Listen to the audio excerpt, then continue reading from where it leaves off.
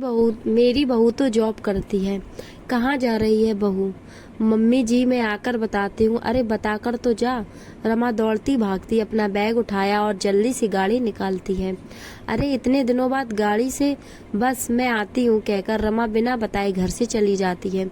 रमा के घर में रमा, उसके सास ससुर और पति अमित रहते हैं, जो अक्सर अपने काम से घर के बाहर रहते हैं। रमा की एक ही नंद है जो कि बड़ी है और उसकी शादी हो चुकी है। रमा की शादी को 2 साल हो गए हैं। रमा अपने परिवार के साथ बहुत खुश है। उसके सास ससुर अधिक उम्र के हैं।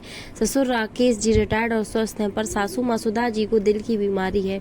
4 घंटे बाद रमा घर लौटी। उसके ससुर उसके साथ थे, जो कि बुरी तरह से घायल थे। माथे पर पट्टी बंधी हुई थी, हाथ में फ्रैक्चर हो गया था।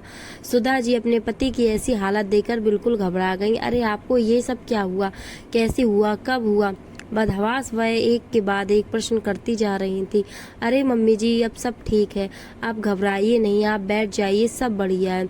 रमा ने उनको समझाते हुए बोला। राकेश जी भी बोले मैं बिल्कुल ठीक हूँ, बस यह हेयरलाइन फ्रैक्चर है जो कि जल्दी ही ठीक हो जाएगा। सिर पर थोड़ी गहरी चोट है, कुछ टाँके आए हैं और जो कुछ दिनों में कट जाएंगे।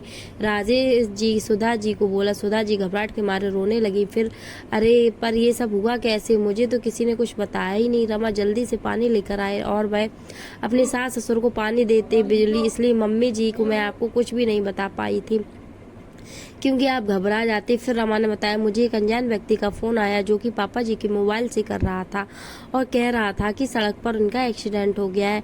उन्होंने यह नंबर दिया है आपसे बात करने का, तो मैं आपको फोन कर रहा हूँ। मम्मी जी इसलिए बिना बताए आपको मैं चली गई। यदि मैं आपको बताती तो आप घबराती रहती। घबरा तो मैं भी गई थी, लेकिन मुझे तो हिम्मत दिखानी थी ना। वैसे भी हम इस शहर में नहीं है। सुधा अपनी प्यारी बहू रमा की बातें सुन बहुत ही गर्व महसूस करती है। उन्होंने कुछ सोचते हुए लंबी सांस भरती हुई कहा, अच्छा है तूने साल भर पहले ड्राइविंग सीख ली थी, देख काम आ ही गई। हाँ मम्मी जी, कुछ दिनों से मुझे गाड़ी चलाने में कॉन्फिडेंस भी आ गया था और पापा जी का एक्सीडेंट वीरान जगह हुआ था, वहाँ पर आने जाने के ज़्यादा साधन नहीं दिख रहे थे।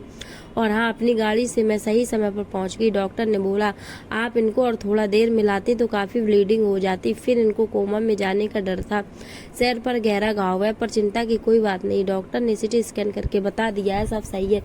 रमा ने हंस के समझाते हुए अपनी सासू माँ को बताया। सुधा जी भी रमा को देखकर खुशी से मुस्कुराने लगी। आज उनकी बहू ने इतनी समझदारी से एक बेटे जैसा काम किया। राकेश जी को देखने के 2 दिन बाद पड़ोस की वर्मा जी आए। उनकी बहू बैंक में जॉब करती थी। उनको अपनी बहू की इस बात पर बड़ा गर्व था कि मेरे बेटा बहू दोनों ही कमाते हैं, और वह बातों बातों में अपनी बहू की कमाने की तारीफ करते ही रहते और कहीं न कहीं रमा को नीचे दिखाने की कोशिश करते। अमित को बिल्कुल भी इच्छा नहीं थी कि रमा नौकरी करे। पढ़ी लिखी तो थी, पर इधर कहता था तुम घर में ही रहो, नौकरी करने के लिए मैं काफ़ी हूँ, तुम मेरे माँ बाप और अपना ध्यान रखो, खुश रहो और ज़िंदगी का मजा लो, फिर मेरे लिए यह काफ़ी है। रमा को भी नौकरी करने का कोई इच्छा नहीं थी, सीधी सरल ज़िंदगी पसंद थी, इसलिए उसने भी नौकरी करने की कोई भी जिद नहीं की।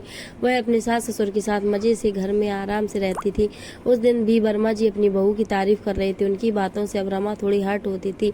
यह बात सुधा जी को भी महसूस होने लगी थी, इसलिए सुधा जी बातों ही बातों में उस दिन वर्मा जी को बोली कि मेरी बहू नौकरी नहीं करती है तो क्या हुआ, वैसे तो बहुत ही सुशील, संस्कारी तथा होशियार है, समय के साथ सही निर्णय लेकर हम लोगों का पूरा ध्यान रखती है। आज राकेश जी हम लोगों के सामने हैं तो सिर्फ रमा की वजह से। डॉक्टर ने बताया कि यदि थोड़ी और देर हो जाती तो राकेश जी का बचना मुश्किल था, वह कोमा में भी जा सकते थे। और रमा नौकरी नहीं करती, उसमें उसकी और अमित दोनों की इच्छा है। जरूरी नहीं कि घर में सभी लोग नौकरी करें। राजेश जी की इतनी अच्छी पेंशन आती है, साथ ही मेरा बेटा भी इतनी अच्छी नौकरी में है, गाँव में हमारी इतनी प्रॉपर्टी भी है, तो हमें नहीं लगता कि रमा को नौकरी करना चाहिए। आज सुधा जी की बात सुनकर वर्मा जी ने अपना समूह लेकर रह गए। सबके सामने सुधा जी के मुंह से अपनी बड़ाई सुनकर रमा अंदर ही अंदर बहुत ही खुश और गौरवान्वित महसूस कर रही थी। उसे लगा जब मेरे परिवार वाले मुझसे खुश हैं तो मुझे और कुछ नहीं चाहिए। दोस्तों, आज समाज का प्रचलन हो गया है कि जो लोग नौकरी करते हैं लोग उनको ऊंचा दर्जा देते हैं, पर ये मन की इच्छा और पति पत्नी का मिलकर लिया गया फैसला होता है। यदि किसी महिला की इच्छा नहीं है तो नौकरी करना जरूरी भी नहीं है। दोस्तों, लोग कैसे